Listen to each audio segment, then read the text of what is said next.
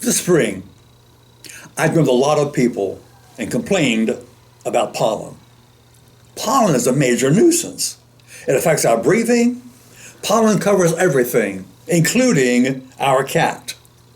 Every time socks came back in the house, she had to be wiped down with a damp cloth.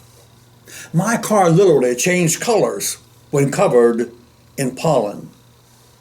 In spite of all my complaining, I thought I should do some research to see if pollen is good or not. I discovered pollen is good, very good. Pollen is necessary. We cannot live without pollen.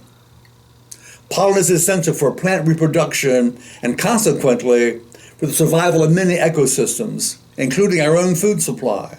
Fruits, vegetables, and grains depend on pollination to produce food for humans, for us, and for all of God's creatures.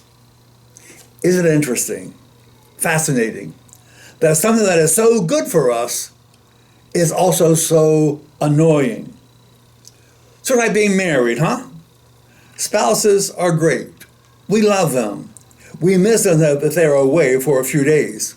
But those same spouses can be annoying, irritating on occasion. And yet, we love them and we want them with us. Sometimes we have to make an effort to look for the good that is all around us, the good even in pollen.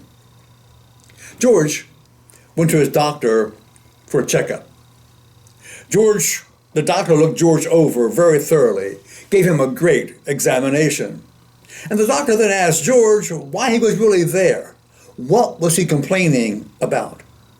And George said, "Doctor, when I look in the mirror every morning, I see thinning hair, sagging jowls, bulging stomach, crooked teeth, and bloodshot eyes.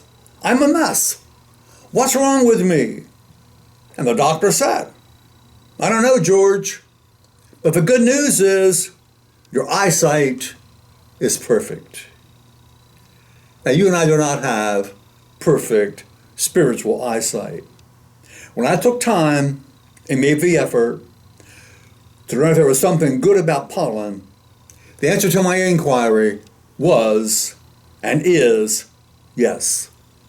Pollen is essential for plant reproduction, essential for our food supply. I wish I could say I will never complain about pollen again. But I cannot say that. You know, and I know, that when pollen returns with all of its annoying attributes, I will probably complain. As a Christian, I am still a work in progress. I'm looking for more of God.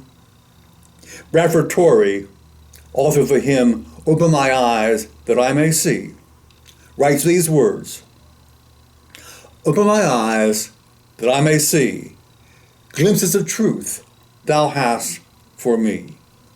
In pollen, we look for what is true, God's truth.